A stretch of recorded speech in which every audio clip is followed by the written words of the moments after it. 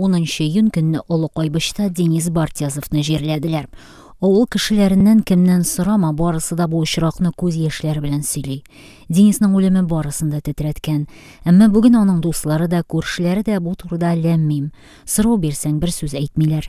Дуслары бу турыда берсе белән дә аралашмаска сүз куешкан. Район кечкенә, ышкынган сүз өчен үч алырлар дип куркалар. Сөйләгәннәр дә исемне язмаска кушам, диктофонны сүндерергә сорыйлар. Денисның әнисе Зөлфәрия ханым да камерага төшермәүне сорады. Ничек булдырылдым, шуны хәтта яшәдем инде, артык байлыкка сикерә алмадым, бай тормышта яшәп алмадым инде. Нәрсә дип әйтәм, кемне бинтитем, бер кешене дә бинтитеп булмый инде. Денисның якын дуслары бай гаиләдән. Аларның имтиханны бирүләре дә, яхшы уку йортларына укырга керүләре дә билгеле иде.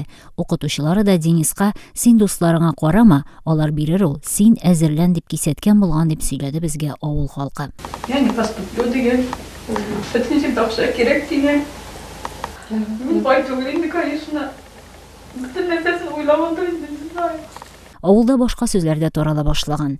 Денис тулы гаиләдән булмаган, игътибар да бәлки җитеп бетмәгәндер диләр. Гаепне әнисенә аударырга маташуда сизелә. Чынында Зөлфәрия ханым баласын кеше итәр өчен көне-төне кибеттә эшләгән гап-гади тырыш, намуслы татар хатыны.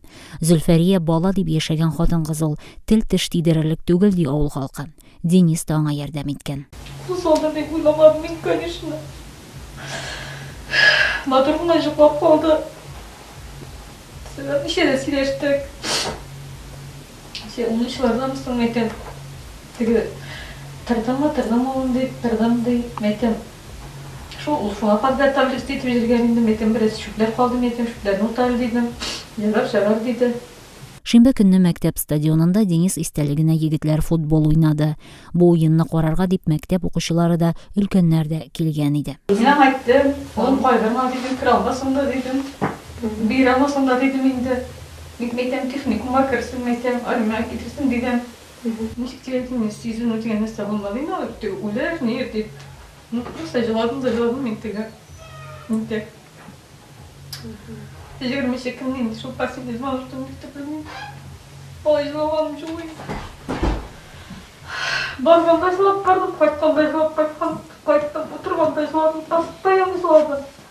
Безне озатканда Зөлфәрия ханым, бердәм дәүләт имтиханын гаепләсәм дә, гаепләмәсәм дә, кире баламны кайтармаячаклар, имтиханны да үзгәртмәячәкләр диде. Әни кеше дини тәрбия һәм психологлар ярдәме җитмәү турында сөйләде.